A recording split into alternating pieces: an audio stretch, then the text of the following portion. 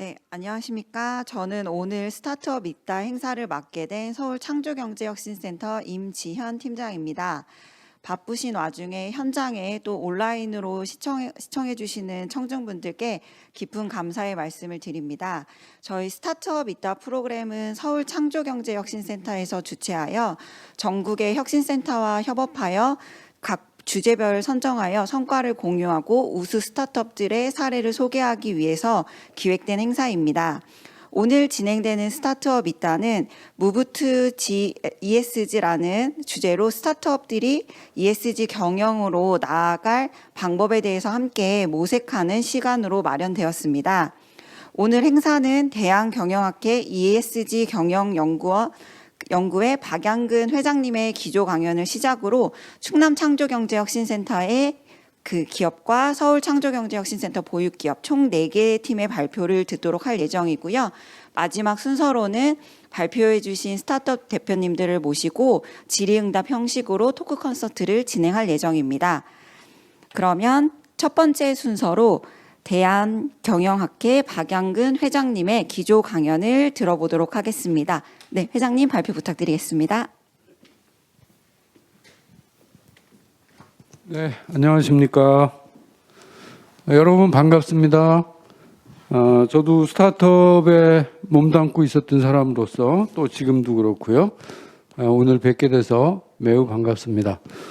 그리고 ESG 경영을 좀 이번에는 좀 쉽고 가볍게 또 우리 스타트업 입장에서 좀 어떤 그 발상이나 이런 전환이 필요한가 이런 쪽에 대해서 가볍게 좀 생각해 보도록 하겠습니다.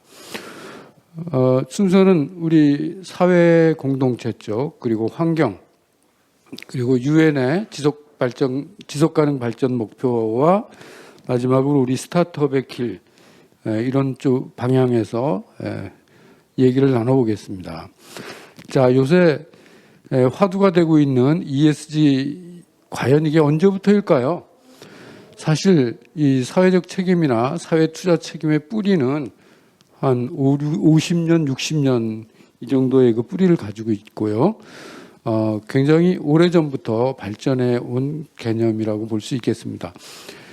ESG 뿌리는 CSR 운동이 1920년대에 미국 중심으로 기업의 자선 활동이나 기부 활동 이걸 통해서 진행을 해왔고, 그리고 이 1950년대까지는 이게 주주 자본주의에 눌려서 활성화되지 않았다고 볼 수 있습니다.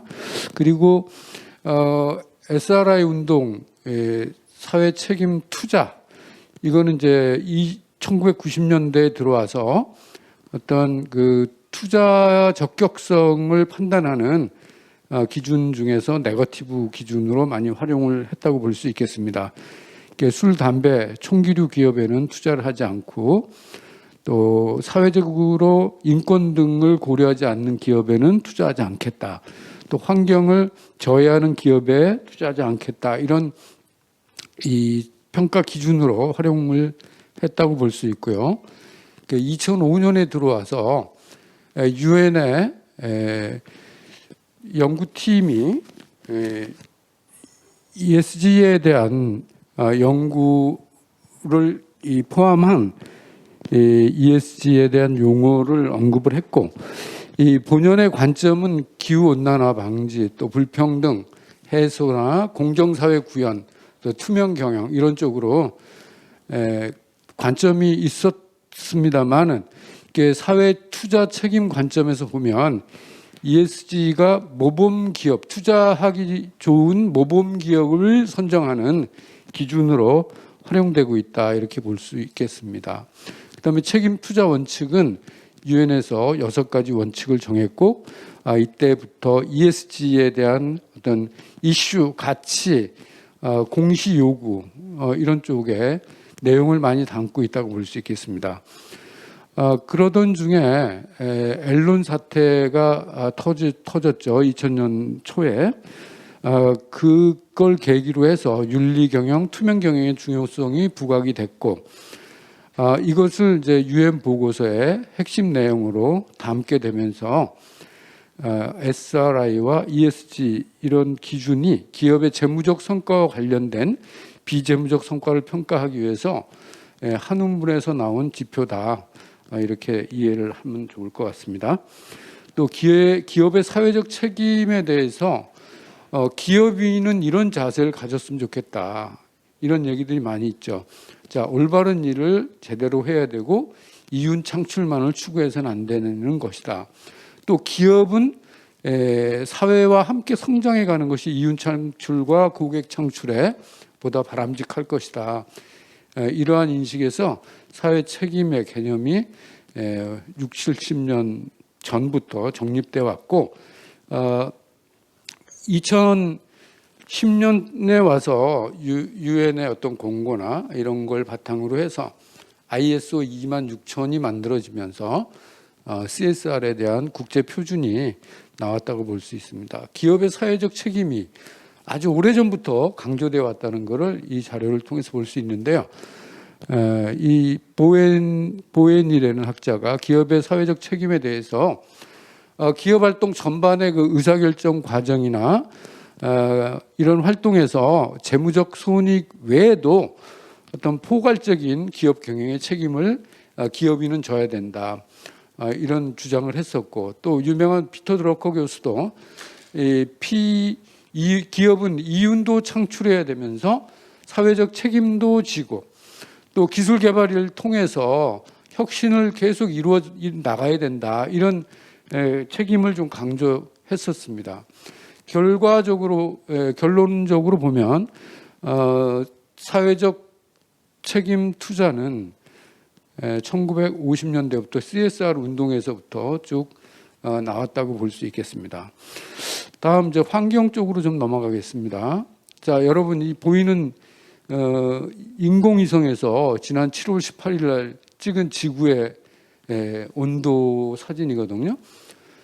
북미주 꺼멓죠. 지금 까만 부분이 거의 온도가 40도에 육박하는 온도를 나타내고 있고요. 다른 지역들도 거의 30도를 넘어서고 있는 이런 지구의 그 온난화 현상을 보여주고 있습니다. 굉장히 심각하다고 보여지죠. 이러다 보니까 이상한 현상들이 많이 나타나고 있습니다.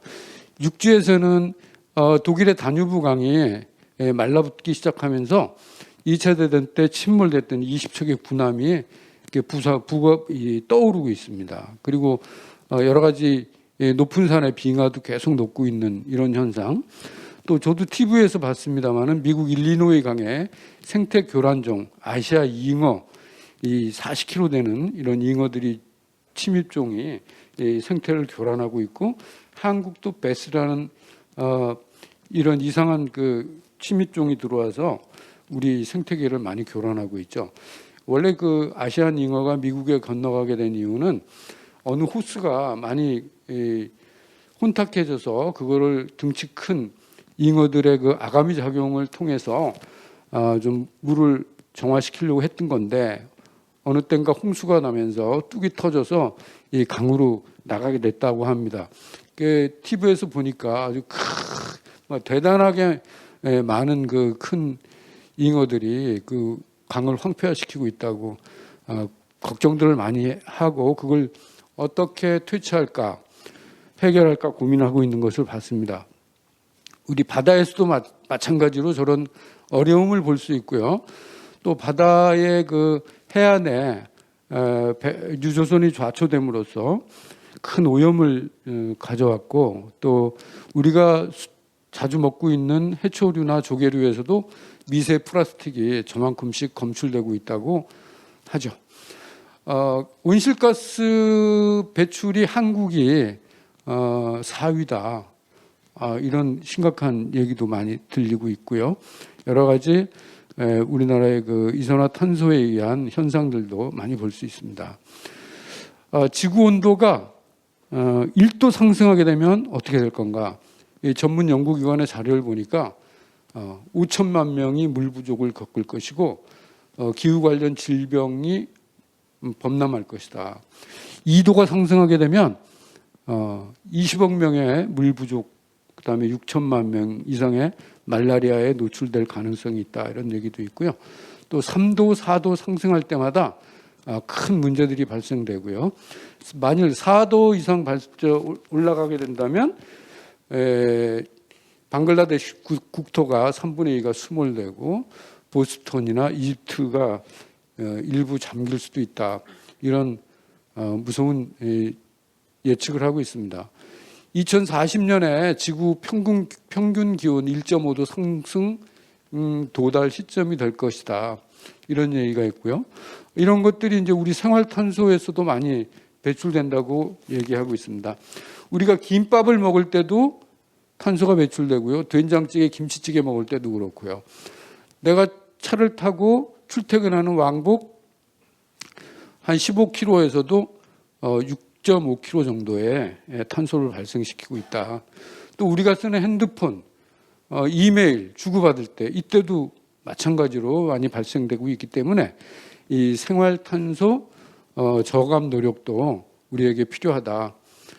이런 그 여러 가지 현상들을 바탕으로 해서 우리나라에서도 2030년에 40% 감축을 하겠다. 2018년 대비 이런 국가적인 목표를 정해놓고 있습니다. 그리고 RE100이라는 이런 정책도 지금 시행을 하고 있고요.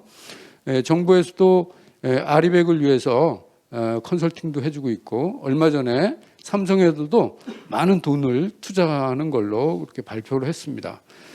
이러한 노력을 통해서 우리가 맑고 깨끗한 이런 지구를 보존했으면 좋겠다 이렇게 생각을 하고 있고요. 우리가 ESG 할 때 용어를 좀 혼란이 있었는데 국립국어원에서 좀 용어 정리를 해줬습니다. 환경, 사회, 투명 경영 이렇게 쓰자 지배구조보다는 투명 경영 이렇게 쓰는 걸로 정리를 해줬습니다. 그럼에도 불구하고 한 8, 90%의 자료들이 지배구조라고 많이 쓰고 있는 걸 볼 수 있고요. 지속가능 발전 목표에 대해서 말씀드리겠습니다. 이게 다 ESG, 이 S와 연결되는 그런 내용들이기 때문에 앞으로 우리 인류가 2030년까지 공동으로 추구하고 달성해야 될 목표라 이렇게 보시면 될 것 같고요. 여기서도 이제 ESG에 대한 투자를 고려, 또 책임 투자, 이해관계자 이런 용어들이 많이 이제 등장을 하게 됐습니다. 그래서 이 17개 항목에 대해서 각 국가가 자발적으로 매년 유엔에 보고를 하도록 되어 있기 때문에 이건 피할 수 없는 문제라고 볼 수 있고요. 이게 17가지의 유엔이 정한 목표라고 볼 수 있겠습니다. 다음에 이 지속 가능성이라는 용어에 대해 잠깐 보면 한마디로 이렇게 미래 세대의 자원을 위태롭게 하지 않으면서 현재의 요구를 충족할 수 있는 것 이렇게 정의를 하고 있고 그다음에 이제 이 투자 측면에서 사스비와 TCFD에 따라서 기업을 투명하게 경영한 사항을 공개하지 않으면 투자를 하지 않겠다라는 세계적으로 가장 큰 투자 회사 블랙락의 대표 레리 핑크 회장이 매년 그런 발표를 하고 있습니다. 사스비는 어떤 산업별로 표준을 정해서 그대로 이행을 하기를 원하고 있습니다. 그래서 그걸 바탕으로 해서 투자 의사 결정을 할 수 있게 해달라는 거고 또한 TCFT는 기후 관련 표준이고 또 재무 정보도 좀 포함이 되어 있습니다. 이런 국제 표준에 맞춰서 기업들을 운영해 주지 않으면 투자에서는 불이익을 받을 수도 있다 이런 얘기를 좀 하고 있고 이런 것들이 또 확산되면서 ISB 의장이라고요. 지속가능성 공시위원회 이런 분들도 우리나라에 와서 얼마 전에 회의도 하고 가고 했던 일이 있습니다.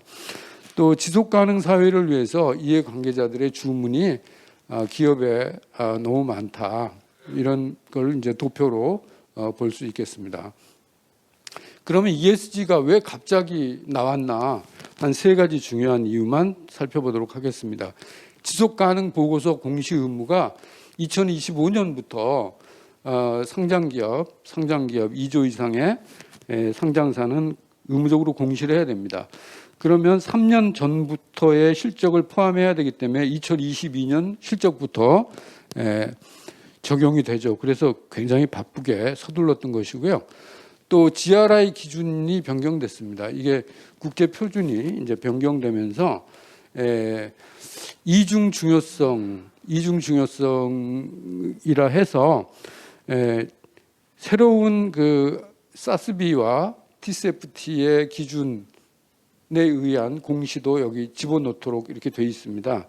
그래서 내년부터 이게 시행이 되기 때문에 굉장히 바빴고, 또 가장 중요한 유럽연합의 공급망 실사 지침이 공개가 되고 2024년부터 이 정보 공개와 실사를 들어가기 때문에 우리나라에서 유럽으로 수출하기 위해서는 이 실사를 통과해야 됩니다. 그러니까 독일은 이미 시작했고요. 이런 것 때문에 공급망에서 탈락하게 된다면 수출할 수 없습니다. 그래서 이런 중요성 때문에 정부에서도 KESG나 중소기업 지원하는 특별한 이런 여러 가지 지표들을 가지고 또는 그 지도를 정부에서 여러 가지 방법으로 하고 있습니다. 우리나라의 많은 지표들이 좀 도와주고 있고 기업들을 이렇게 가이드를 하고 있고요. 그렇지만 현실적으로 보면 ESG를 중소기업들은 잘 모르겠다 하는 게 거의 반이고요. 우리나라의 중소기업의 수준을 보면 선진국을 10으로 볼 때 한 4 정도의 수준이다. 그리고 어떤 그 신용평가 기관도 30개 중소기업을 대상으로 조사해 보니까 거의 반, 한 15개 기업 정도가 환경 부분에서 매우 낮은 점수를 받았다. 그리고 이거는요, 제가 5개 기업을 진단을 직접 해봤거든요. 그랬더니 역시 환경이 20점 내지 30점으로 굉장히 낮고요. 사회적 책임 부분은 굉장히 높아요. 아마 이게 노동법이나 근로기준관련법이 굉장히 잘 작동되고 있기 때문인 것 같고요. 이게 투명 경영 쪽은 한 40점 내외로 굉장히 좀 환경 분야에 관심을 많이 가져야 될 것 같아요. 자, 그럼 우리 스타트업들은 ESG 어떻게 해야 될까? 이런 고민이 있는데 많은 전문가들이 이렇게 얘기합니다.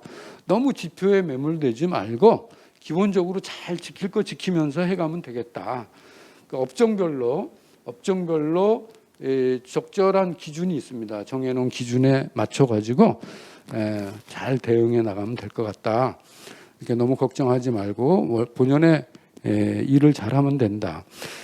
그리고 이제 대기업들은요, 대기업이나 공공기관들은 또 이런 그 비재무적인 ESG에 투자한 그런 노력을 이 화폐 가치로 이렇게 사회적 편익으로 환산을 해서 제시를 합니다.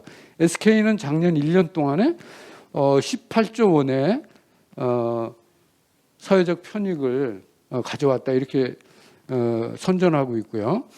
또 우리 자동차 검사하는 교통안전진흥공단도 한 1조 원의 온실가스 이 시스템을 바꿈으로써 검사 시스템을 바꿈으로써 1조 원 이상의 어떤 사회적 편익을 가져오고 있다 이렇게 자랑하고 있습니다. 삼성 디스플레이도 4조 원에 가까운 그 사회적 편익을 내고 있다. 이런 것으로 이제 회사에 여러 가지 그 좋은 걸 부각시키고 있고 반면에 또 조금 그 사회적으로 좀 지탄을 받는 이런 기업들도 많이 있다고 볼 수 있습니다. 자, 그럼 우리 스타트업들은 도대체 어떻게 무엇을 할까? 저한테 창업을 가르쳐 주신 선배님께서 이렇게 얘기해요. 창업은 벌이다, 일벌이다. 만일 이 벌이 우리나라 사라지면 어떻게 될까? 벌이 사라지면 어떻게 될까요? 지구가 망할 수도 있죠. 또 창업이 없으면 어떻게 될까요? 산업이 망가지고 나라가 아주 피폐해질 수도 있겠죠. 우리 스타트업들이 용기를 내주시기 바랍니다. 기업 생존 부등식 이것도 우리 처음 스타트업들이 좀 신경을 좀 많이 쓰고 정말 이론으로 머릿속에 잘 두어주시면 좋겠어요. 제가 존경하는 윤석철 교수님의 이런 주장, 이론을 아주 간단하게 기업 경영의 원칙이면서 생존 부등식이라고 표현을 해주셨는데요. 자, 생산 원가보다 판매하는 가격이 높아야 기업은 생존할 수 있고요. 그 판매 금액보다 더 많은 가치를 느껴야 그 구매를 하게 되죠. 자, 여기서 양쪽에 이 창조성과 생산성의 양 날개입니다. 이게 잘 작동이 돼야 되죠. 물론 시대에 따라서 시장이 포화 상태가 아닐 때는 생산성이 중요했고요. 또 창조성이 또 중요할 때도 있습니다. 요즘 같은 때죠. 이 필요의 진공을 찾는 작업, 이건 스타트업이든 큰 회사든 다 똑같이 적용되는 이론이라고 볼 수 있죠. 하여튼 필요의 진공을 찾아라. 이런 한마디로 이렇게 설명을 해주고 있죠. 자, 스타트업들한테 하나의 시사점이 될 수도 있을 것 같습니다. 종이 면도기. 플라스틱 면도기 많이 쓰시고 또 보시죠. 그리고 한 번 쓰고 버리죠. 제가 편의점 가니까 저기 800원이더라고요. 아마 저기서 발상의 전환을 하신 우리 스타트업 창업가가 계시죠. 이 막대 플라스틱을 종이로 바꾸는 겁니다. 이 제품과 이 스타트업에 대해서 전문가들이 칭찬을 하는 이유가 발상의 전환, 또 기업가 정신, 이런 것들을 굉장히 높이 샀어요. 물론 이 초창기라서 이 원가가 좀 많이 들죠. 아까 말씀드렸던 앞으로 계속 이 생산성 향상이나 합리화를 통해서 가격을 낮춰간다면 충분히 경쟁력이 있을 것이다. 그래서 이거는 이제 변리사님께서도 특허 등록을 굉장히 도와주는 이런 것들이 이제 우리 스타트업들에게 필요한 거 아닌가 생각이 들고요. 이 생수병을 종이로 만들고 그 플라스틱 저것도 이제 썩는 뚜껑으로 만들고요. 또 제로 웨이스트 이 상점의 물건들이 전부 나중에 태우지 않고 다 없어지는 또 친환경적인 소재로 만들고 이런 것들이 필요하지 않겠나. 그다음에 이 탄광촌을 젊은이들이 들어가서 아주 멋진 마을로 다시 이렇게 개조하는 이런 것도 우리 젊은 스타트업들에게 시사점이 될 수 있지 않겠나. 이렇게 보여줘서 소개를 좀 드리고요. 저도 보니까 최근에 이 와인 병뚜껑이 콜크 마개가 없어졌어요. 그리고 그냥 이 양철 뚜껑으로 바뀌어 나오더라고요. 이런 것들이 모든 기업에서부터 이렇게 눈에 보이게 변화를 좀 하고 있습니다. 자, 굉장히 중요한 창조성과 생산성의 사례를 한번 볼 수 있는데 저 기계는 우리가 쓰고 버리는 종이, 회사에서 쓰는 이면지, 다 쓴 종이를 쓰레기로 버리지 않고 다시 저 기계에 집어넣으면 깨끗한 A4 용지로 다시 재생을 해서 나오는 그런 기계더라고요. 여러분들도 나중에 저 홍보 동영상을 한번 보시면 그 과정이나 절차를 잘 보여주죠.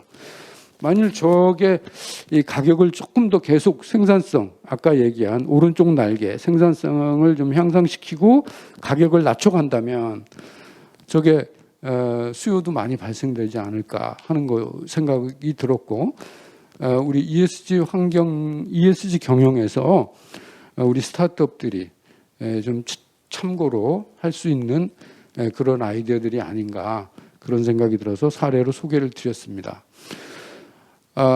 스타트업들이 성공하기 위해서 혼자 열심히 하시는 것도 굉장히 중요하죠. 하지만 파트너를 잘 만나셔서 서로 협업과 신뢰를 통한 서로의 그 도움을 주고받으면서 경험과 도움을 주고받으면서 이렇게 성장해 가는 게 좋을 것 같아요. 여러분들이 아마 엄마 뱃속에 있을 때 초음파로 진단을 하면서 제가 뱃속에서 어떻게 놀았을까 그 기계를 만들었던 이 분이시거든요. 아직도 스타트업에 도움을 주고 계십니다. 이런 분들이 벤처 1세대가 아직도 우리 젊은 스타트업들을 도와주고 있고 많은 분들이 스타트업의 성공을 위해서 노력을 하고 계시니 저런 분도 좋고요. 또 여러 가지 저에게 보안 자산이 되는 그런 분들을 잘 파트너로 모셔서 협업을 통한 이 성장. 제가 여러 가지 그 창업 생태계에 있으면서 많이 보아왔던 것이거든요. 제가 지금까지 한 70개 기업 정도, 70개 스타트업 정도를 엑셀러레이팅 해본 결과 협업이 굉장히 중요하고 사업을 연계시키는 게 매우 중요하다라는 것을 알 수 있었습니다. 그리고 이제 저 책을 쓰면서 같이 책을 쓴 황 교수님이라고 계시는데 그분도 이제 창업 경영자예요. 그분의 저런 노력 또 경험을 전달해 주는 이런 얘기는 다음 기회에 시간이 있으면 한 번 더 나눠보도록 하겠습니다. 그럼 오늘 제 강의는 여기서 마치기로 하고요. 저도 이제 여러분과 같이 이런 창업과 스타트업들이 모이는 이런 장소를 굉장히 정겨워하고 또 스타트업들 보면 기분이 굉장히 좋아지는 그런 사람이고 그동안에 해왔던 저의 커리어입니다. 네, 오늘 강의는 주어진 시간이 짧기 때문에 여기서 마치도록 하겠습니다. 스타트업 여러분들의 만사형통 또 승승장구 꼭 사업으로 성공하시기를 진심으로 바라겠습니다. 감사합니다.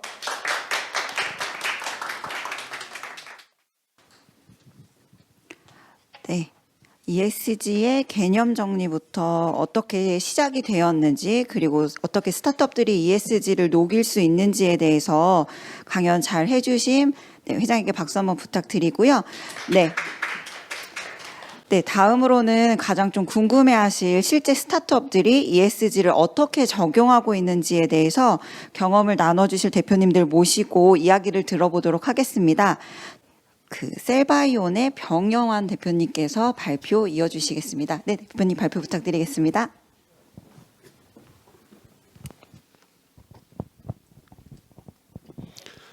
예, 안녕하십니까. 석탄 발전소에서 나오는 폐기물을 활용하여 친환경 세상을 만들어가는 셀바이오 대표 변형환입니다.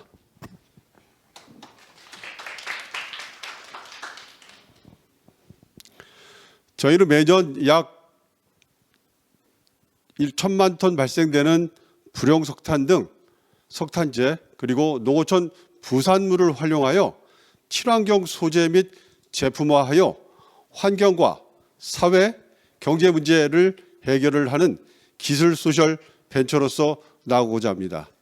이를 통해서 기후위기에 대응하고 또 탄소 중립과 ESG를 구현을 하고자 합니다. 관련된 영상을 준비하였습니다. 주민들이 고통을 받는데요.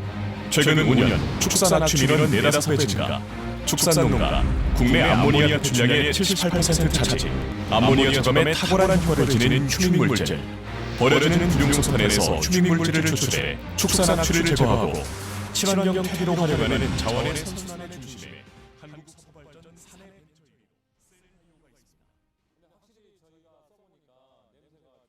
또 악취 저감에 탁월하다는 결론을 얻었습니다. 이곳 태안에는 국종마늘이 유명한 곳입니다. 품질도 좋고 수확량도 달라졌습니다. 친환경 자재라 땅도 좋아진 것 같고 화학 비료 사용량도 줄이고 정말 좋아졌습니다. 이 휴민 물질을 통해 악취로 인한 주민 간 갈등을 해소하고 쾌적한 축산 환경을 조성하는 데 크게 도움이 되리라 생각합니다.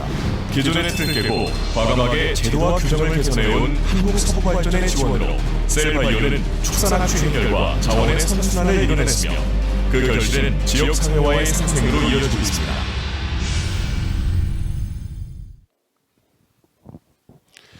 저는 25년간 한전 및 전력그룹사에서 주로 지역 주민과의 상생협력 사업과 그리고 전략 및 기획 업무를 맡아왔습니다. 이를 통한 경험과 노하우를 바탕으로 발전 회사에서 갖고 있는 문제점과 그리고 또 지역사회에서 갖고 있는 문제점을 해결하고자 19년도에 정부 사내벤처 육성 프로그램의 지원을 받아서 저희가 3년간의 인큐베이팅 과정을 거치고 20년도 5월 달에 본격적으로 창업 휴직을 하여 현재는 천안 그린 스타트업에 입주하여 스타트업으로서의 행보를 갖고 있습니다. 매년작 석탄발전소에서는 불용석탄 등 석탄재, 특히 과거에는 석탄발전소에서는 석탄재만 발생된다는 것을 여러분들께서 알고 계시겠지만 매년 저희가 해외로부터 탄을 수입해오는 과정에 연료용으로 사용하지 못하는 불용석탄인 폐석탄이 발생이 됩니다. 이러한 부분들을 과거에 폐기를 하든 또 먼지라든지 비산 먼지로 날려서 그런 환경적인 문제가 발생이 됐습니다. 이러한 내부적인 환경적인 문제를 개선하고자 해서 아이디어에서 출발해서 경영혁신 과제 그리고 더 나아가서는 정부 사내벤처 육성 프로그램으로 시작을 하였습니다. 아울러 석탄발전소가 점점 중단이 되고 하는 과정 중에 이로 인한 지역사회의 실직자의 문제, 단순한 실직자로서의 문제가 아니라 이는 더 나아가서 지역사회의 붕괴 현상 등 더 나아간 큰 문제점이 발생이 예상이 됩니다. 저희가 바로 주목한 물질은 휴믹물질입니다. 나무와 풀, 이끼류 등이 오랜 시간 석탄화 과정을 거치면서 생성된 천연 유기산 물질로서 저희는 해로부터 석탄을 구매해 옵니다. 그런데 전체 광산을 계약을 하다 보면 상층부에 있는 토탄이라는 그러한 이제 휴믹 물질들이 딸려오는데 저희 발전회사 입장에서는 이러한 부분들은 상당히 천덕꾸러기입니다. 이런 부분들은 저희 셀바 입장에서는 가장 유용한 자원입니다. 이러한 부분들을 선별 분리 정제하여 저희가 친환경 소재화를 진행을 하였습니다. 다음과 같이 석탄 발전소 내에서 발생되는 불용석탄을 선별 분리를 하면 일정한 휴믹 물질은 친환경 소재 및 자재로 활용할 수 있고 다시 발전소에서 사용할 수 있는 갈탄은 다시 연소용 원료로 사용할 수 있는 그러한 구조를 갖출 수가 있습니다. 저희는 내부의 문제를 해결하고자 해서 외부의 문제인 과도한 화학비료 사용으로 인한 토양과 수질, 대기 오염의 문제를 해결하고자 진행을 했으며 특히 축산 분뇨로 인한 악취와 주민 간 갈등 그리고 또 분뇨 퇴비 자원화 부분에 대해서 다양한 실증 사업을 하였습니다.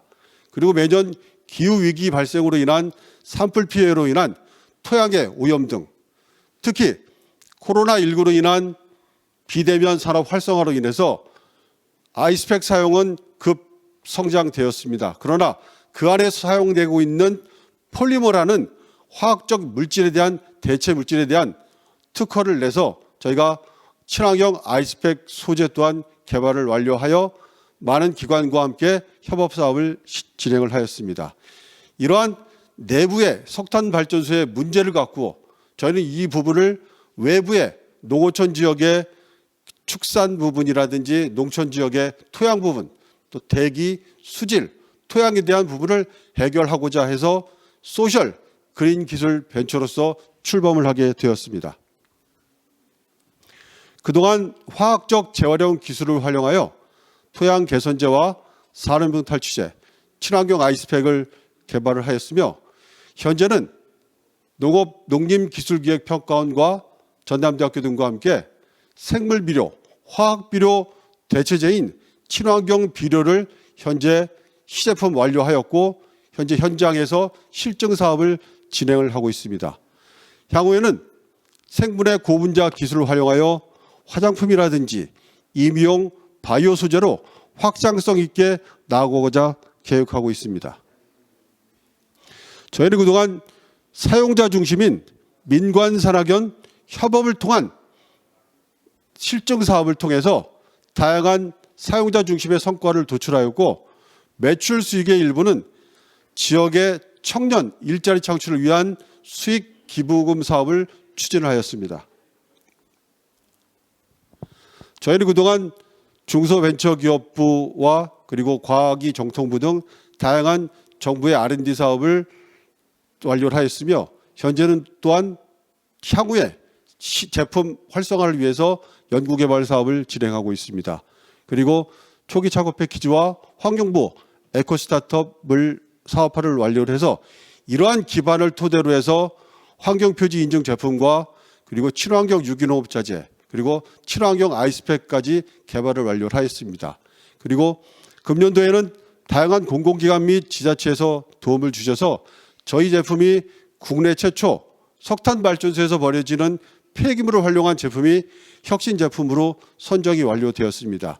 그래서 저희는 내년도에는 혁신 제품을 기반으로 해서 다양한 지자체에서 갖고 있는 문제를 농업 분야와 조경, 특히 앞으로 겨울철 되면 제설제 피해로 인한 토양과 수목에 대한 피해 부분이 심각한 상황입니다.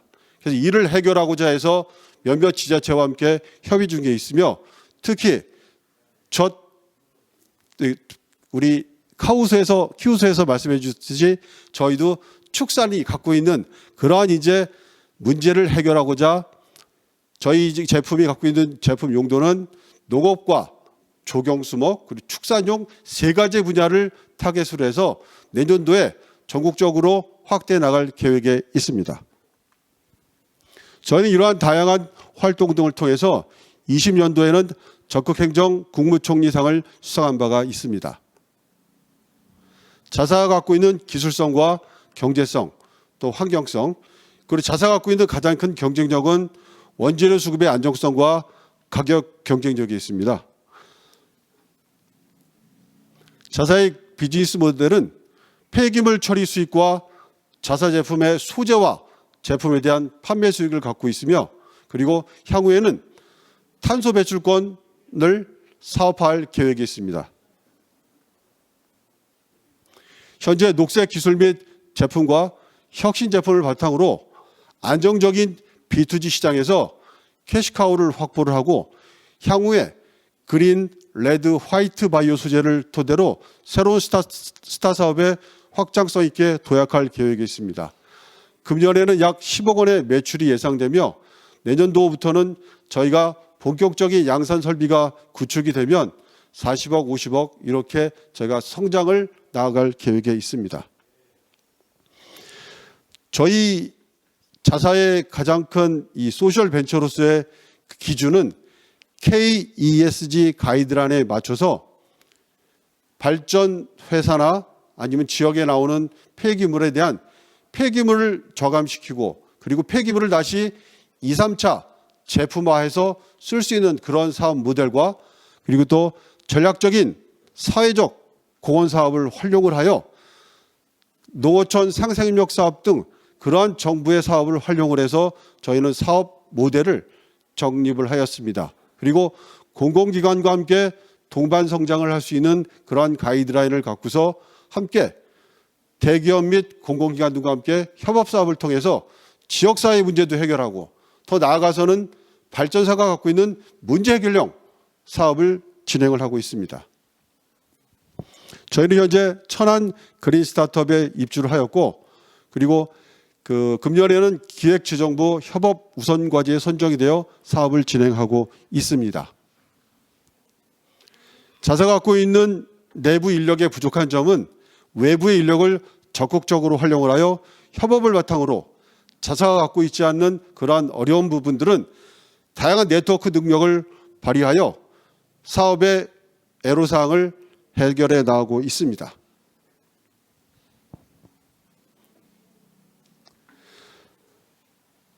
저는 25년간 한전 및 발전회사에서 공기업 직원으로서 근무를 해왔습니다.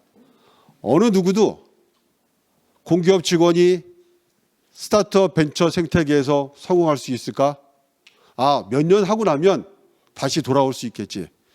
많은 분들이 기대 반 우려 반 많이 해주셨습니다. 그러나 함께 이 자리에 있을 수 있는 가장 큰 원동력은요, 그린 스타트업 벤처 기업으로서 공공기관에서 근무했던 직원도 성공할 수 있는 그러한 하나의 시금석 마련이 필요하다고 보고요.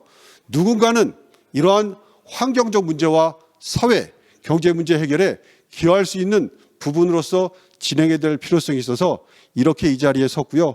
그리고 이 자리를 빌어서 도움 주신 창조경제, 충남 창조경제센터에 너무나 진심으로 감사 인사를 드립니다. 감사합니다.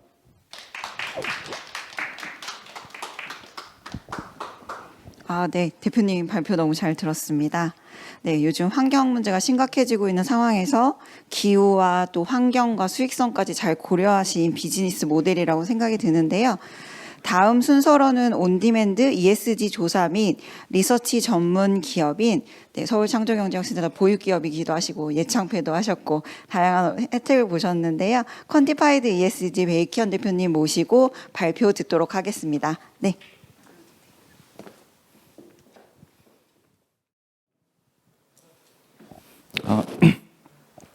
네, 안녕하십니까. 퀀티파이드 ESG 베이컨입니다. 오늘 사실 좀 이런 분위기일 줄 몰랐어요. 원래는 저희가 강의나 이런 걸 요청을 받으면은 좀 스쿨식으로 이렇게 앉아서 진행하는 거를 좀 생각을 하고 그냥 상상하고 그렇게 왔었는데 보니까 완전 이게 방송처럼 유튜브로 송출도 되고 해서 네, 좀 당황을 했습니다. 오늘 저는 저희 퀀티파이드 ESG가 오늘 저희 그 행사 주제인 ESG 자체가 이제 저희 비즈니스 모델과 굉장히 연결되어 있는 회사예요. 그래서 강의 요청을 받기는 했지만 성격이 강의기도 하지만 약간 회사 소개스럽기도 하고 그걸 자연스럽게 저희 제품 서비스 광고로 좀 연결하는 그런 발표를 진행을 한번 하겠습니다. 네, 제목은요. 지금 이제 ESG가 워낙 하두다가 되다 보니까 스타트업 관계자분들, 특히 스타트업 분들도 관심이 굉장히 좀 많을 거예요. 이거를 어떻게 해야 되나? 근데 저는 오늘 드리고 싶은 말씀이 최소 비용으로 ESG를 준비하는 방법에 대해서 좀 말씀을 드리도록 하겠습니다. 최근에 투자 유치를 해보면 작년과 굉장히 다른 상황이라는 걸 실감을 하실 겁니다. 이제 자본시장이 금리가 상승하면서 굉장히 이제 돈이 굉장히 가치가 높아지다 보니까 투자 시장이 얼어붙었다라고들 이야기들을 하세요. 그럼에도 불구하고 스타트업이 ESG에 주목해야 되는 가장 큰 이유 중에 하나는 투자 시장이 얼어붙어도 ESG 펀드는 조성이 됩니다. 뭐 다른 여러 가지 연구 결과들도 있어요. 예를 들면 이런 불황기에 기업들이 또는 이제 뭐 사회적인 어떤 사회공헌 같은 비용들이 제일 먼저 줄어들 것 같은데 사실은 기업들이 뭔가 이거 굉장히 자기들 비용을 아끼는 와중에도 사회공헌 비용 같은 건 굉장히 또 보수적으로 안 줄여요. 그런 것처럼 정부, 공공에서 이런 모태 펀드들도 마찬가지고 이런 재원을 만들 때 ESG 펀드라는 것도 한번 만들어지면 없어지기가 굉장히 힘듭니다. 그래서 저는 이제 좀 이렇게 보고 있어요. 이거는 정말로 큰 기업들이 ESG를 해야 되는 건 분명히 맞는데 스타트업에게도 굉장한 기회다. 뭔가 투자에 대한 새로운 채널로 ESG가 진짜 실제로 생겨나고 있는 게 사실입니다. 그래서 이런 뭐 세이브 더 월드, 세상을 구하자 이런 얘기들 다 좋은데 냉정하게 지금 ESG가 주목받는 이유는 자본시장과 연결이 굉장히 강하고 그런 관점에서 ESG가 그냥 사람들이 생각하는 좋은 일을 하자가 아니라 기업의 생존과 직결되는 자본 비용과 연결되기 때문에 더 관심을 가지시는 게 좋다라는 말씀을 드립니다. 실제로 뭐 이제 보면 모태펀드 100억 원 출자 큰 돈은 아니지만 지금 ESG 펀드들은 불황기임에도 불구하고 계속 만들어지고 있고요. 최근에 또 뉴스 하나가 있었습니다. 이제 KRX 한국 거래소에서 IPO 기준에 ESG를 도입하겠다. 뭐 재작년부터 계속 나왔던 얘기예요. 그래서 원래 그게 계획대로 갔으면 올해 초에 이제 가이드라인도 나오고 이렇게 해야 되는데 그런 것처럼 ESG가 굉장히 대기업의 어떤 이슈만이 아니라 초기 기업들, 벤처를 포함한 초기 기업들에게도 굉장한 기회 요인이자 컴플라이언스 요인, 또 위험 요인으로 등장하고 있는 게 사실이다라는 말씀을 좀 드립니다. 왜 그러냐 하면 우리가 지금 사업을 하고 있는 요 자본주의라는 사회가 굉장히 경제학적으로 희소한 자원에 대해서 가치를 두게 돼 있는 겁니다. 근데 최근에 이제 변화 중에 하나가 이런 희소성이라는 거는 실제로 어떤 자원이 지구상에 이제 묻혀 있는 자원의 한계일 수도 있고요, 물리적인 걸 수도 있는데 이런 희소성은 또 정치적인 아젠다로 생겨나기도 합니다. 예를 들면 지금 거의 대부분의 국가들이 2050년까지 탄소 중립을 하겠다고 발표를 정치적으로 이제 합의를 해서 하고 있어요. 그러면 이제 어떤 일들이 발생하냐 하면 제일 그래프가 되게 복잡하게 생겼는데 제일 왼쪽에 있는 게 우리나라 국가 전체 배출량입니다. 온실가스가 한 8억 톤 가까이 나와요, 1년에. 근데 얘를 2050년까지 넷 제로를 하겠다라고 이제 약속을 한 겁니다. 그럼 얘를 정말로 넷 제로를 달성하기 위해서는 굉장한 수준의 투자, 굉장한 수준의 뭔가 산업적 변화가 있지 않으면 사실 달성하기 어려워요. 왜냐하면 잘 보시면 우리나라 계속 성장하고 있고 GDP 늘어나고 있습니다. 그러면 기업들의 생산량은 더 늘어날 거고 경제 활동도 더 많아져요. 그럴 때 가만히 놔두면 온실가스 배출량이랑 계속 늘기만 합니다. GDP 대비해서 그대로 늘 거예요. 근데 그거를 절대량을 지금 줄이겠다는 얘기를 하는 거거든요.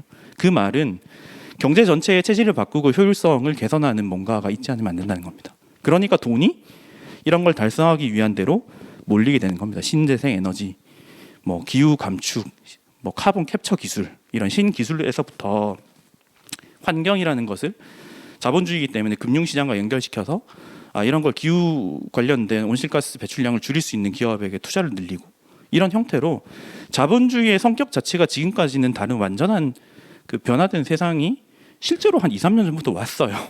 그래서 지금 사실 투자나 은행 가서 이제 이야기를 해보면 엉뚱한 걸 물어봅니다. 온실가스 배출량 측정하세요? 과학적 감축 목표 같은 거 가지고 계세요? 몇 퍼센트 감축할 거예요? 이런 것들을 물어봐요, 실제로. 그래서 그런 세상이 됐다. 근데 그 이유가 이런 새로운 관점에서 자본주의 자체가 그러한 방향으로 변하고 있고, 이런 경향은 굉장히 되돌리기 어렵습니다. 한번 제도화되기 시작하면 사람들이 생각하는 그 속도 이상으로 더 빨리 제도화되고 기업이 준비하기 전에 이미 제도는 바뀌어 있는 그런 세상이 되게 됩니다. 왜냐하면 2050년 되게 먼 얘기지만 저 경로를 잘 뜯어보면 점점 탄소 감축은 뒤로 갈수록 하기 어려워져요. 왜냐하면 처음에는 감축할 게 되게 많거든요. 그러니까 저걸 달성하기 위해서 로드맵의 이제 핵심적인 내용을 좀 말씀드리면 2030년까지 지금 배출량의 절대 배출량의 40% 감축을 못하면 실패하는 경로입니다. 그럼 지금 8년 남았어요. 그러니까 되게 2050년 되게 먼 얘기처럼 보이지만 쟤를 달성하기 위해서는 앞으로 8년 동안 진짜 배출량을 우리가 40% 감축할 수 있을까? 여기에 대한 답을 이제 해야 되는 세상인 겁니다. 그러니까 자고 일어났더니 온 신문에서 ESG를 떠들고 막 투자를 하는데 ESG를 봐야 된다는 이야기가 나오고, 그러한 기저에 이런 사람들이 자원에 대해 갖고 있는 생각, 이런 것들이 굉장히 변화하고 있기 때문입니다. 그래서 기업은 회복 탄력성 이런 걸 갖추라고 해요. 그런 이런저런 이제 ESG 관련된 개념들이 등장하는 이유가 큰 환경적인 컨스트레인트, 그러니까 제약 속에서 우리가 사업을 영위하고 있기 때문에 그렇다는 겁니다. 그래서 이게 생각보다 먼 얘기가 아니고 자본시장이 굉장히 강력하게 이런 것들을 추진하고 있기 때문에 단순히 이게 무슨 메타버스 이런 유행처럼 이렇게 보는 게 아니라 이 트렌드 자체의 변화다, 그라운드 체인지다라고 이제 좀 생각을 하시는 게 저는 필요하다고 봅니다. 근데 왜 또 ESG가 그러면 기업들 입장에서 중요하냐? 최근에 이제 여러 가지 뉴스에 안 좋은 기사들 많이 보셨습니다. 기업 관련해서. 근데 가만히 생각해 보십시오. 지금 창업을 하셔서 이제 초기 기업에 계신 분들이 많을 텐데 달리 생각해서 어떻게 하면 우리 기업이 망할까 한번 생각해 보십시오. 예를 들면 IT 회사예요. 그래서 뭔가 잘 이렇게 사업을 억지로 이제 잘 만들어 가지고 겨우 이제 수익을 막 창출할 만하게 됐어요. 그랬는데 예를 들어서 고객 정보 유출 사고 한번 났다. 어떻게 되겠습니까? AI 기업이에요. AI 학습을 막 잘 시켜놨는데 윤리적인 문제가 거기서 생겼어요. 어떻게 될까요? 제조업이에요. 엄청나게 뭔가 대단한 투자를 해서 굉장히 사업장을 만들었는데 거기서 자칫 잘못해서 큰 사고가 한번 났어요. 어떻게 될까요? 이런 것들이 자본을 제공하는 금융 자본 제공자들이 보는 기업에 대한 리스크에 대한 관점입니다. 그것을 달리 말하면 ESG예요. 왜냐하면 말이 비재무라고 하니까 재무 비재무가 뭐 1대1처럼 이제 비중이 보이지만 사실은 재무 비재무의 비율을 따지면 1대9 정도 됩니다. 그러니까 회계 장부에 들어가는 숫자를 제외한 모든 기업 활동이 비재무라고 보셔야 됩니다. 그 안에는 우리 직원들, 임직원들과 관련돼 있는 것들, 외부 투자자, 우리에게 자본을 제공하는 사람들, 우리가 사업을 하고 있는 지역 사회에 있는 지역 주민들, NGO들, 정부 다 이해관계자들이고 사업을 하다 보면 이들에게 영향을 미칠 수밖에 없어요. 그 관점에서 우리가 정말로 건전하게 정말 사업을 하고 있을까? 그랬을 때 뭔가 부정적인 영향이 있을 때 어떡하지? 라고 하는 통제의 개념이 들어오게 되는 겁니다. 그리고 이런 것들이 이제는 평가해서 자본시장과 연결하자라는 게 ESG예요. 그래서 굉장히 되게 먼 얘기처럼 들리지만 사실은 초기 기업에도 부문 이런 것들이 다 영향을 끼칠 수 있어요. 그래서 가만히 생각을 한번 해보십시오. 우리가 무슨 사업을 하고 있는데 어떤 사고가 발생하면 어떤 사회적인 뭔가 이런 게 발생하면 우리가 위험에 처할까? 그러면 그 이슈가 중요한 이슈예요. KESG 뭐 산업 가이드라인 이런 것들이 많이 나오기는 하는데요. 그런 건 이제 기본적으로 그냥 대응을 하는 거고 저는 정말 ESG가 와 닿으려면 그런 관점에서 우리가 계속 사업으로서의 계속성을 유지하는데 진짜 뭐가 문제가 되지?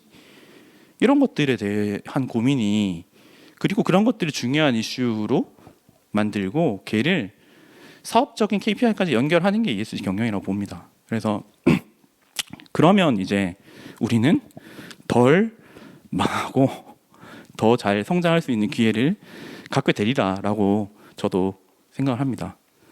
그래서 뭐 이론적인 배경을 뭐 잠깐만 말씀드리면요. 예전에는 이제 주주자본주의였습니다. 그래서 조직은 독립적인 존재였어요. 근데 이제 조직은 독립적인 존재가 아니다. 그리고 이제 아까 말씀드렸던 이제 사회적인 정의와 같은 다양한 이제 이해관계에 둘러싸여 있고 그래서 이해관계자 요구를 조직 운영에 반영해야 된다라는 이제 논의가 생겨납니다. 그렇지 않으면 이해관계자들은 무서운 사람들이에요. 자기가 가지고 있는 최고의 역량을 발휘해서 여러분의 기업에 압력을 가할 겁니다. 그렇기 때문에 처음부터 무시하지 않는 게 좋습니다. 그냥 자원이 허락하는 하에서는 이해관계자들 신경 쓰면서 경영할 수밖에 없는 세상이 되는 거예요. 왜냐하면 정보 기술이 발달하고 자본주의가 바뀌고 이런저런 사회적인 변화들 때문에 점점 선진 사회가 되면 될수록 그렇습니다. 글로벌라이제이션도 이런 그 영향을 끼친 이유 중에 하나입니다. 그래서 그러다 문제는 이제 여기서 이제 발생하는 거죠. 조직과 이해관계자 사이의 정보 비대칭성이라는 게 존재합니다. 조직 내의 정보를 이해관계자들이 다 알지 못하고 사실은 좀 몰라야 되는 정보들도 많이 있어요. 그렇기 때문에 이해관계자들은 어떻게 하냐 하면 이 회사가 사회적으로 환경적으로 건전한 회사인지를 알기 위해서 굉장한 노력을 합니다. 알려달라고 해요. 그래서 이제 기업의 사회적 책임이나 책무성이라는 개념이 등장하는데 거기에는 공시의 의무라는 게 있습니다. 비재무적인 위험을 우리가 어떻게 관리하고 어떻게 정책화해서 어떻게 움직이는지 우리의 미래 전망을 이야기하는 공시가 필요해져요. 그래서 이해관계자들에게 정보 비대칭성 문제를 해결하면 이해관계자가 가지는 기회주의적 속성을 감소시킨다고 합니다. 우리 편이 되는 거죠. 쉽게 말하면 잘 알려주면 스테이크 홀더가 내 스테이크가 상하지 않는구나라는 것을 알게 해주면 조직의 입장에서는 우군이 된다는 개념입니다. 쉽게 말하면. 그래서 이런 이해관계자에 대한 미시 사회적인 접촉이 필요합니다. 뭐 전문 용어로 이제 스테이크홀더 인게이지먼트라고 하는데 우리 조직과 연관되어 있는 조직 다른 개인들 또는 기관들을 과 미시 사회학적인 접촉을 통해서 관계적 부를 향상시키는 것이 ESG 경영이라는 거예요. 그래서 건전하게 하고 잘 알려주고 그리고 계속 어떤 이슈가 있는지를 스스로 파악하고 이런 것들이 이제 소위 말하는 ESG 경영입니다. 그래서 이런 걸 잘하면 자본주의가 여러분의 기업의 성공을 도울 거다라고 하는 게 지금의 시대인 거예요. 그래서 뭐 기업의 성장 경로가 있는데 저희가 봤을 때는 저는 좀 이건 개인적인 생각이 이렇게 생각합니다. 대기업들은 이런 걸 하기가 굉장히 힘들어요. 왜냐하면 규모도 어마어마하고 글로벌하게 이미 사업을 막 하고 있어요. 그 레거시가 되게 커요. 그래서 이런 기업들이 ESG를 도입하려면 오히려 정책부터 만들어야 되고 사람들의 의견을 모아서 뭔가 통일해야 되고 이런 저런 번잡함들이 굉장히 많습니다. 그런데 초기 기업으로 오면 올수록 레거시가 없기 때문에 전향적으로 이런 ESG를 도입할 수 있는 기회가 생깁니다. 그러니까 저비용으로 빨리 이렇게 갈 수 있는 기회가 초기 기업인 당시에 있다는 겁니다. 그러니까 이제 KRX나 거래소에서도 IPO 같은 정말로 사회환경적 영향이 크지 않은 기업들에게도 ESG 요구하는 이유가 저는 그렇게 생각합니다. ESG가 초기에 빨리 도입을 하면 큰 비용 없이 사실 뭐 쉽게 이제 도입한 다음에 그 이후에 기업의 스케일러빌리티를 키운다면 그런저런 문제들이 더 줄어들 거라고 보는 관점인 거죠. 그래서 여기부터 약간 저희 광고랑 연결되는데요. 이런저런 문제들을 해결하기 위해서 스타트업이시겠지만 ESG 정보 공개에 대해서 진지하게 한번 고민을 해보시면 좋을 것 같습니다. 그래서 뭐 기업 정보 공개 프로토콜로 가장 많이 이제 활용되는 게 GRI라는 국제 기준이 있는데 저희가 Quantified ESG가 저기 보이는 report.qsg.co.kr에 들어오시면 ESG 보고 솔루션을 저희가 제공하고 있습니다. 그래서 무료로 가입하시고 그 안에 이제 절차에 따라서 진행을 하면 조직의 ESG 정보 공개를 그 플랫폼 토대로 해서 이제 활용하실 수 있습니다. 그래서 스타트업들이 특히 큰 많은 정보가 그 안에 있지 않을 거예요. 예를 들면 한두 명이 다 알 거예요. 이 필요한 정보들에 대해서. 그래서 그런 걸 좀 활용하셔가지고 외부의 ESG 정보 공개 압력이나 이해관계자들의 그런 압력들에 대응을 하시면 좋겠고요. 두 번째로 말씀드리고 싶은 거는 이제 기본을 갖추되 중요한 이슈에 집중하라는 겁니다. 뭐 워낙 많은 지표들이 있어요. GRI 기준만 하더라도 이제 전체 지표 수로 따지면 150에서 180개 정도 되거든요. 근데 조직의 규모에 따라서 그걸 다 해야 되는 게 아니기 때문에 아까 말씀드렸던 우리가 계속 사업을 하는 데 있어서 어떤 이슈가 중요하지? 라는 관점에서 진짜 중요한 이슈들에 집중하십시오. 그 정도만 해도 굉장히 초기 기업에서 차별화된 요소일 겁니다.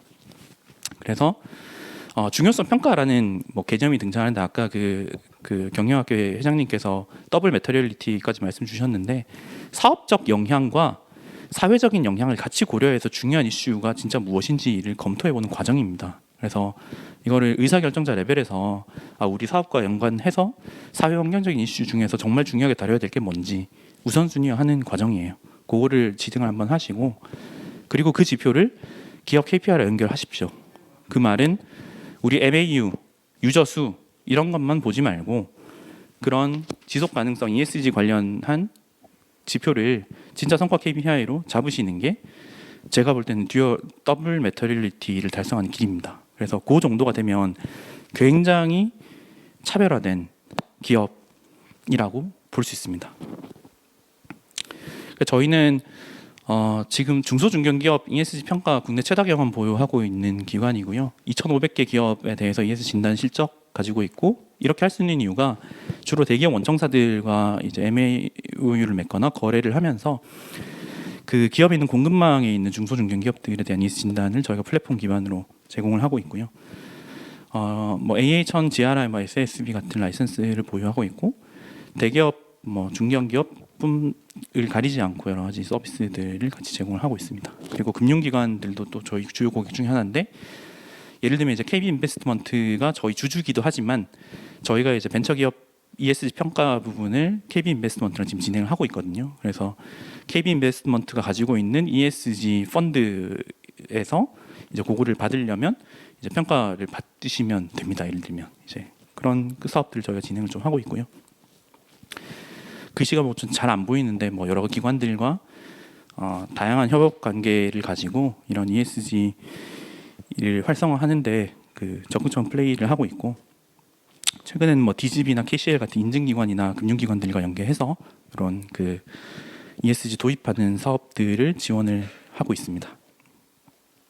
그리고 요거는 저희 홈페이지에 들어오시면 이게 저희 두 가지 솔루션인데, 왼쪽이 QESG 어세스먼트라고 해서 이제 평가를 진단을 이제 받는 거고요. 그 부분은 저희가 보통은 원청사의 그 의뢰를 받아서 저희가 이제 미리 컨택을 가지고 그 평가를 진행하는 게 이제 대부분인데, 그냥 원하시면은 이제 각 개별 기업이 들어오셔가지고 이제 신청을 하실 수가 있고요.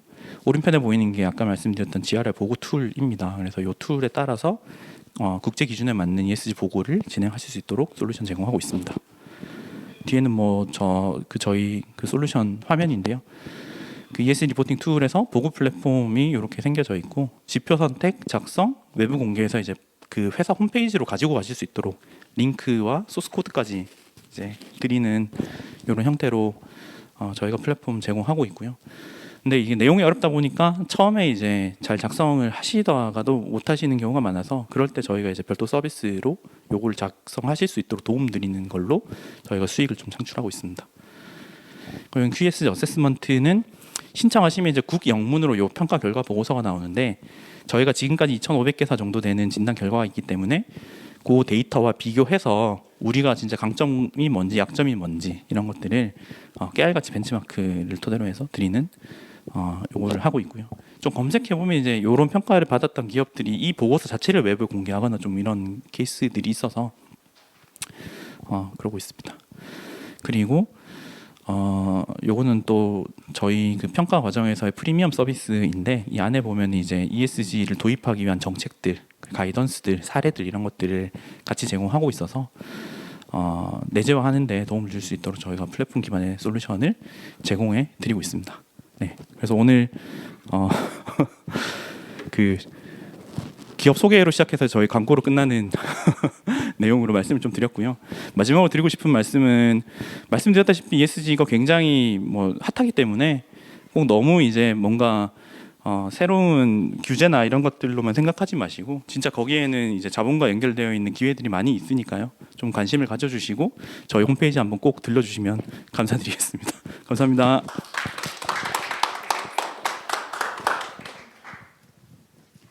네, 대기업뿐만 아니라 초기 스타트업들에 있어서도 ESG가 어떻게 설정되면 좋을지에 대해서 잘 설명해 주셨는데요. 네, 마지막으로 발표해 주실 기업은 저희 서울창조경제혁신센터 보육기업이고요. 공유우산 대여 플랫폼을 운영하고 계시는 펴다의 김영석 대표님 모시도록 하겠습니다. 네, 감사합니다, 대표님.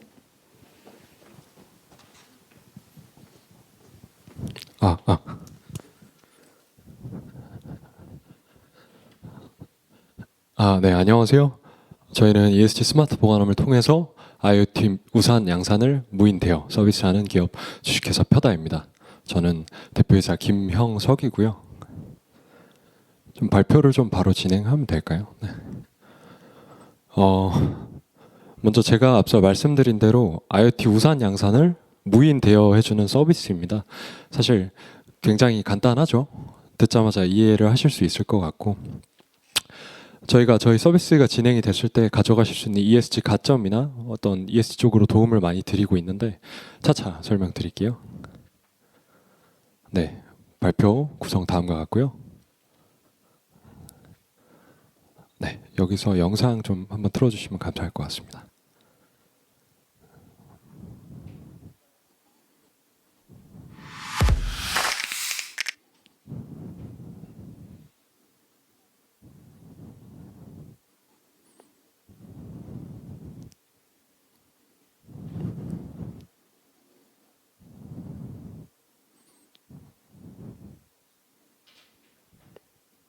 조금 시간 걸리시면 발표를 먼저 할까요?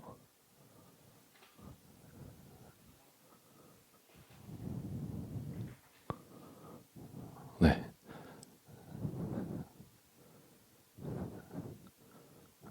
기술 지원으로 네.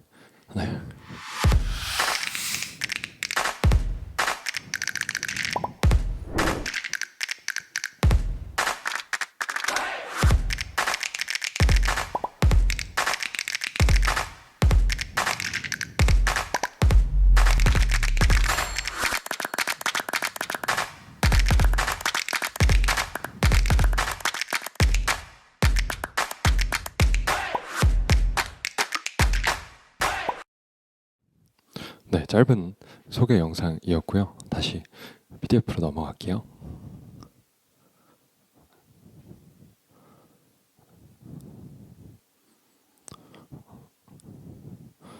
네, 그래서 먼저 배경을 조금 설명을 드리자면 현재 저희 나라에서만 연간 우산들이 버려지는 쓰레기가 꽤 심각합니다.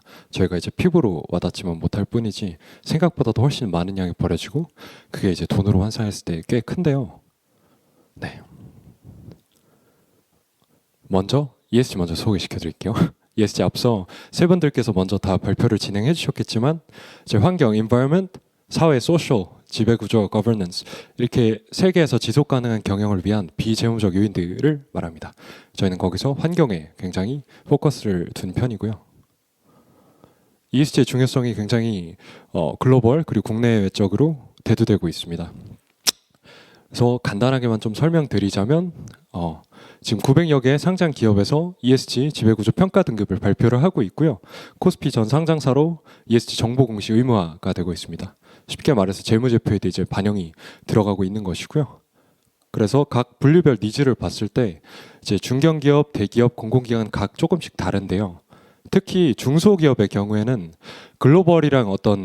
글로벌적으로 거래를 하고 있는 기업들의 경우 이제 에코베이디스 등의 평가 보고서를 요청을 합니다.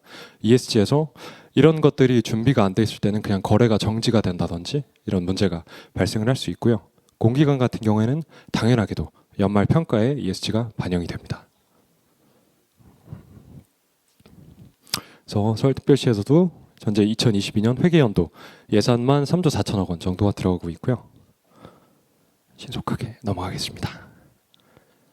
그래서 이런 상황 속에서 저희가 중소기업 공기관 대상의 이들의 니즈가 어떤 것이 있을까 ESG가 대두되고 있을 때 그럼 세 가지로 좀 압축을 할 수가 있는데요. ESG 활동 및 홍보가 가능하고 담당자들의 운영이 쉬우면서 사회적인 인식이 좋은 아이템 그리고 쉽게 만들 수 있는 시스템이 서비스가 필요하겠죠. 네, 넘어갈게요. 그래서 앞서 말씀드린 대로 우리나라에서만 우산이 꽤 많이 버려지는데 이게 숫자로 보면 4천만 개에서 5천만 개 정도가 됩니다. 저희의 생각보다도 일회용 우산이 굉장히 많이 버려지고 있고 이게 탄소 유해 가스량으로 봤을 때는 약 8만 톤 이상이 평균적으로 나오고요. 8만 톤 가스라고 하면은 공장 하나 정도 규모를 생각을 하시면 될 것 같습니다. 그리고 금액으로 환산을 했을 때는 약 2,300억 원 정도가 매년 땅에 버려지고 있는 셈입니다. 그래서 앞서 말씀드린 ESG 차원에서의 어떤 니즈, 이 공기관과 중소기업의 니즈, 그리고 외부 환경들을 봤을 때 저희가 이 서비스를 준비를 하게 되었고요. 앞서 말씀드린 대로 세 가지라고 말씀드렸는데 먼저 담당자들 운영이 쉬우면서 사회적으로 인식이 좋고 사회적인 인식이 좋다는 뜻은 시민들이 좋아하고 받아들이기 편하다는 뜻이겠죠. 그래서 이 부분을 정부에서도 인지를 하고 있기 때문에 화면에 보시는 바와 같이 혁신우산, 빨간우산, 청렴우산 이런 이름 등으로 계속해서 나오고 있습니다. 사실상 가장 저렴한 예산으로 가장 시민들한테 눈에 보이는 효과를 줄 수 있거든요. 그럼에도 불구하고 회수율은 보시는 바와 같이 10%가 채 안 됩니다. 사실 이제 그냥 아날로그 우산 저희가 다 알고 있는 우산 있잖아요. 이거를 주민센터에서 빌려서 퇴근하고 다시 반납해 놓는다. 이건 정말 쉽지 않거든요. 정말 피곤한 일이고 귀찮은 일이고. 그래서 저희가 온라인 네트워크 통해서 빌릴 수 있는 대여 서비스를 개발을 했습니다. 화면에 보시는 게 저희 어플 샘플 화면이고요. 사용자 주변 위치에서 스마트 보관함 위치를 파악을 하고 10초 이내에 대여하는 방식을 채택을 하고 있습니다. 그래서 이 보시는 게 저희 스마트 보관함인데 이 PCB라든지 자동화 장치가 다 들어가 있고요. 패드가 장착이 돼 있어서 클릭이 아니라 손가락 터치 몇 번으로 10초 안에 대여하는 방식을 쓰고 있습니다. 쉽게 식당에서 키오스크 통해 음식 주문하는 거를 생각하시면 될 것 같아요. 그래서 화면에서는 조금 작게 나오지만 사실은 라디에이터 1.5배, 라디에이터 2배 정도 크기가 됩니다. 성인 남성 2명이 옮기기 조금 어려운 무게가 되고요. 이 안에 들어가는 우산들도 모두 저희가 자체 제작을 해서 IoT 통해서 그 레버랑 다 들어가 있는 걸 통해서 한 번의 터치만으로 켜고 닫고 할 수 있고, 사용자 핸드폰과 멀어지면 알람을 준다든지 이런 기능들이 첨가가 되어 있습니다. 그래서 저희가 현재는 서비스를 여러 곳에서 하고 있는데, A라는 스마트 보관함에서 빌려서 B, C에다 반납을 하는 건 전혀 무리가 없고요. 앞으로도 저희가 자유 반납이라든지 이런 서비스 고도화를 시켜 나가고 있습니다. 그래서 사용자 시선에서 어떤 차별성이 있냐를 좀 말씀을 드리자면, 저희가 한 번 대여비용이 800원이에요.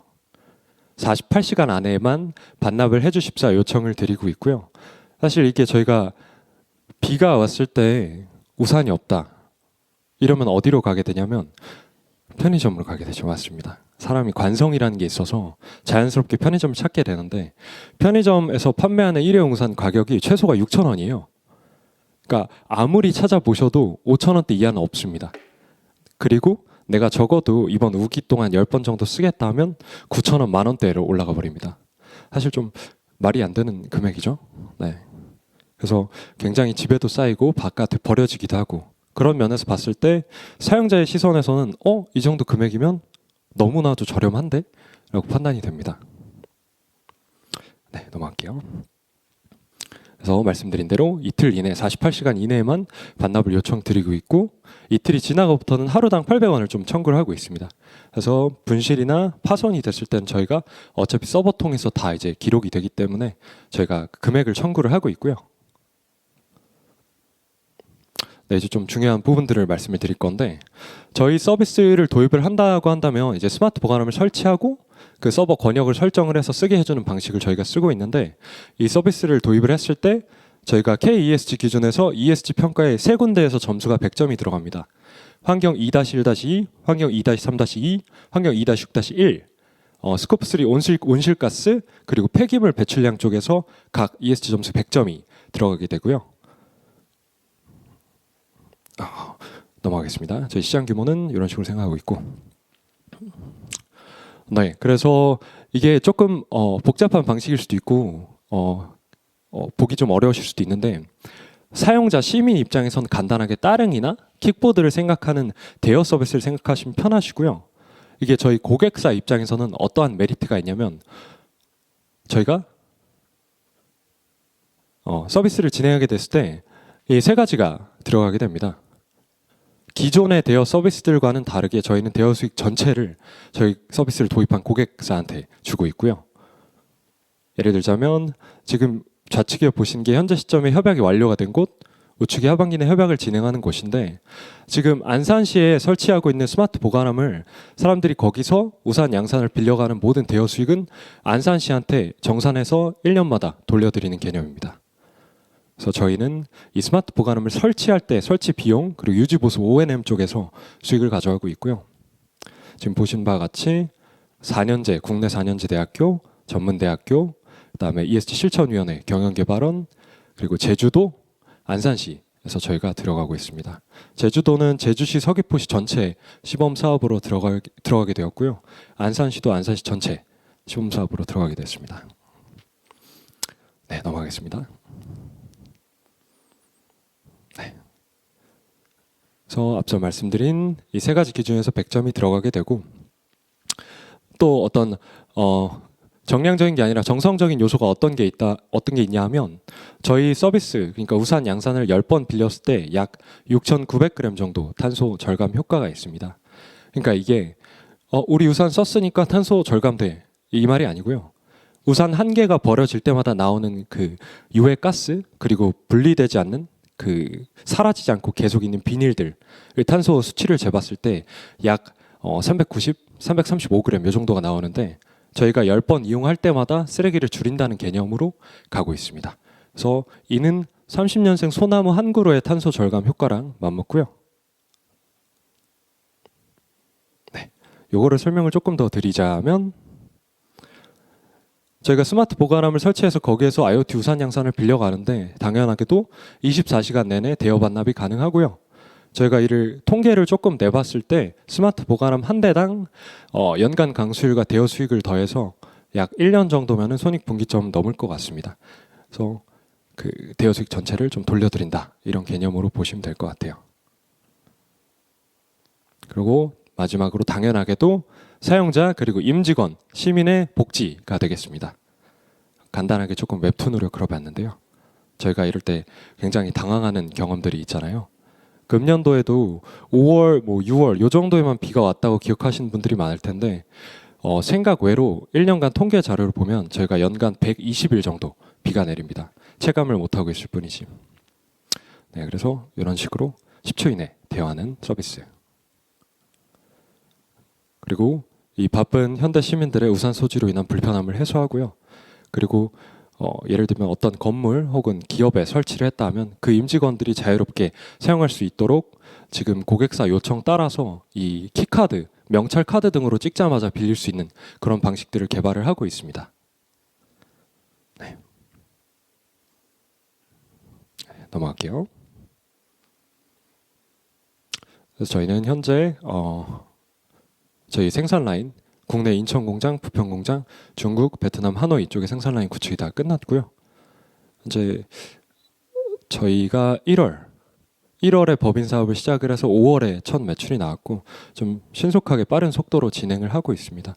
우측에 보시는 것은 지원 사업, 엑셀러레이팅, 기금, 투자, 보증 등의 내역이고요.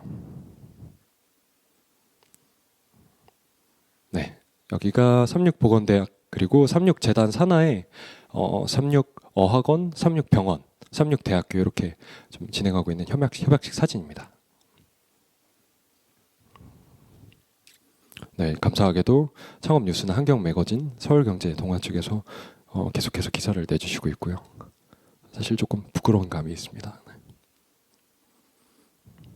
네, 이렇게 제조 라인이 다 생산이 구축이 끝난 상황입니다. 넘어갈게요. 저희가 저희 미션이 무엇이냐라고 한다면 저희는 우산은 가지고 다니는 게 아니라고 생각을 하고요. 기존에 어떤 저희가 알고 있는 대여 서비스들, 뭐 따릉이가 됐다든지 킥보드가 됐다든지 모빌리티가 아니고 배터리가 됐다든지 하는 것들은 저는 어떤 선택사항이라고 생각을 합니다. 하지만 우산의 경우에는 앞으로 이렇게 지구 온난화가 몰아치고 있는 상황 속에서 9월, 10월에도 비가 내리는 환경에서 더 심해질 때 비가 많이 내리는데 우산이 없이 다닌다? 이건 아니거든요. 그래서 저는 필수제의 성격을 갖고 있다고 생각을 합니다. 저희는 이 서비스를 통해서 편의 서비스를 제공하고 데이터 드리븐 통해 어떤 경로에서 비가 내리고 이런 것들을 다 파악해서 기상청한테 제공도 하고 있고요. 이를 통해서 2,300억 원에 달하는 우산 쓰레기 문제를 해결을 하고 8만 톤 탄소 가스를 해결하고 우산 쓰레기 씨를 좀 말리려고 합니다. 이상으로 저희 서비스 소개는 마치겠습니다. 감사합니다.